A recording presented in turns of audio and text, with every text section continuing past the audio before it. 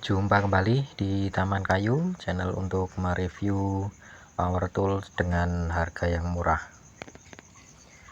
Kali ini saya mau uji performa ya dari bor brushless Zipu. Saya akan mencoba untuk mengebor kayu bengkre menggunakan mata bor kayu dan besi ya, ini dengan diameternya 10 mm. Oke ya, kita pasang dulu untuk mata bornya.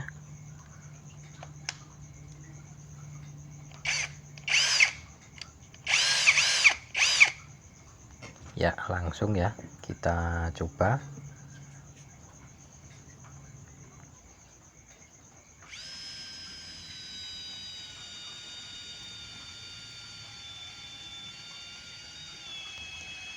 Enteng ya ini teman-teman, lancar dan tanpa kendala ya. Di sini torsi berfungsi dengan sangat baik.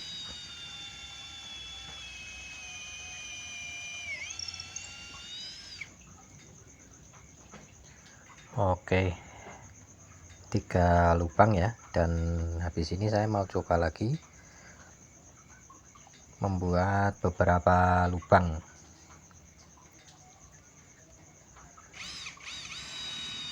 Untuk videonya ini tidak saya edit untuk kecepatannya ya, jadi apa adanya.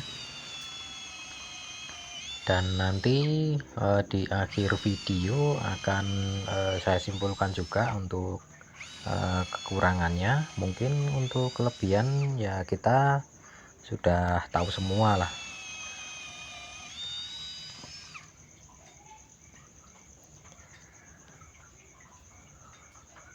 Oke ya, kita lihat untuk hasil pengeborannya.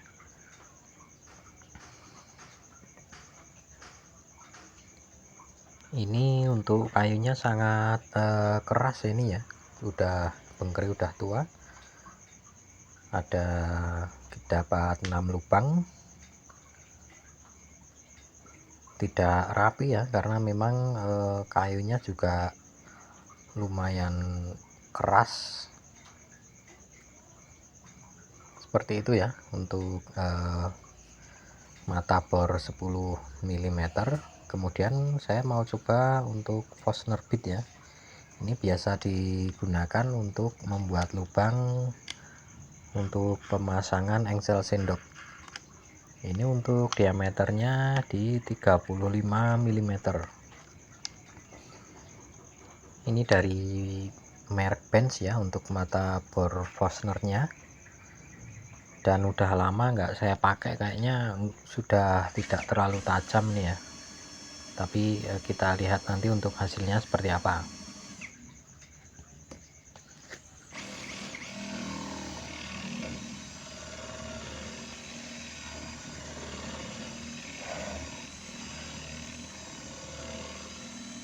Agak rancu sekali ya, tapi kayaknya bisa ini.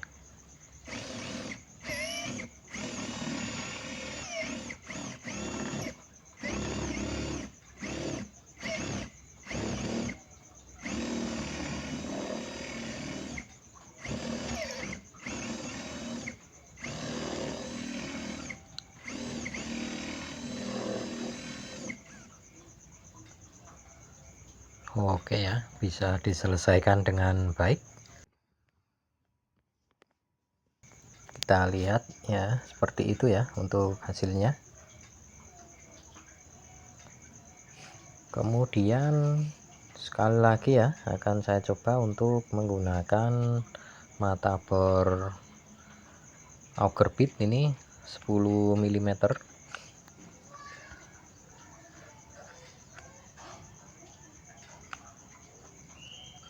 Oke ya, karena ini sudah penguncian satu tangan atau keyless, jadi setelah bunyi klik seperti itu sudah mengunci ya dengan sempurna.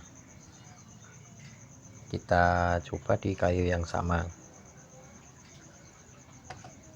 Kita lihat kawan-kawan.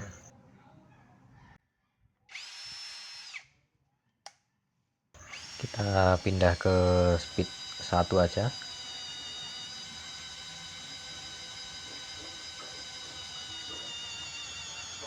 Nah, di sini terasa agak maksa sekali ya.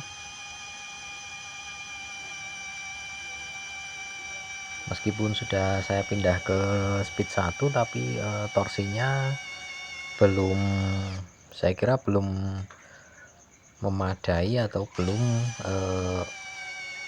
full ya untuk kualitas dari bornya ini sendiri.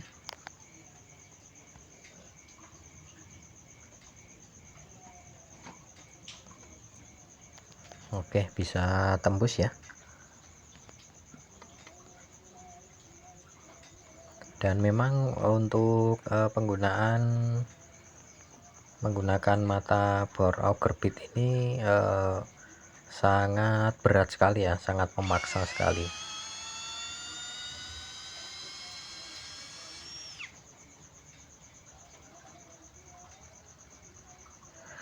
Mungkin juga karena kayunya memang keras ini ya, karena ini kayu bengkre.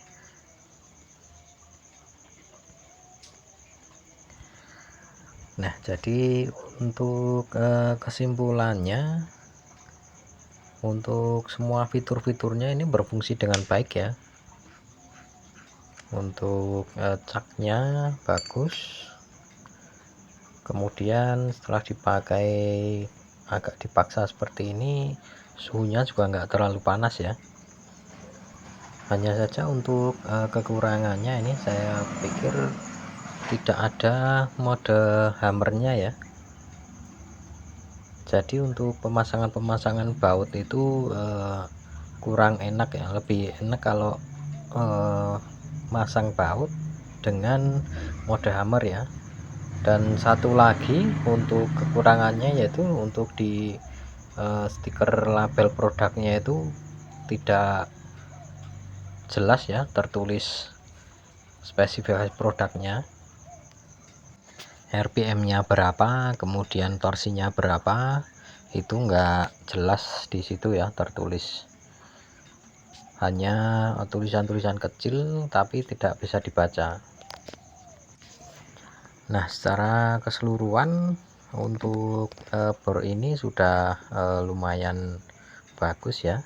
Hanya saja saya tidak menyarankan untuk pekerjaan-pekerjaan berat seperti yang ada di video ini ya, karena kalau ini sering, mungkin nggak sampai 2 bulan ya, saya yakin sudah terjadi mesin terbakar ya.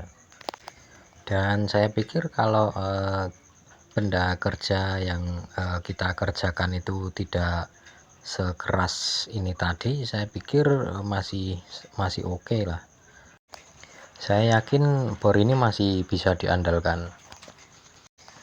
Nah, sekali lagi ya, saya ingatkan untuk teman-teman semua bahwa bijak-bijaklah dalam menggunakan power tools dengan kategori yang generik seperti ini ya.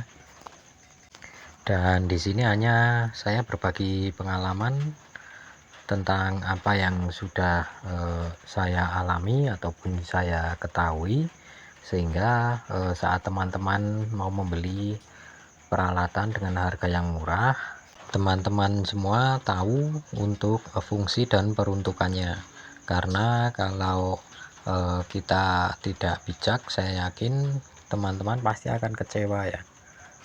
Nah, kemudian mungkin ada pertanyaan ya di benak teman-teman, lalu kita beli power tool seperti ini untuk apa saja dan kenapa tidak bisa menggunakan semuanya?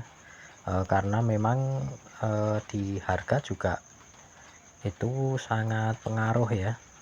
Jadi harga itu mempengaruhi kualitas dari suatu benda ataupun barang.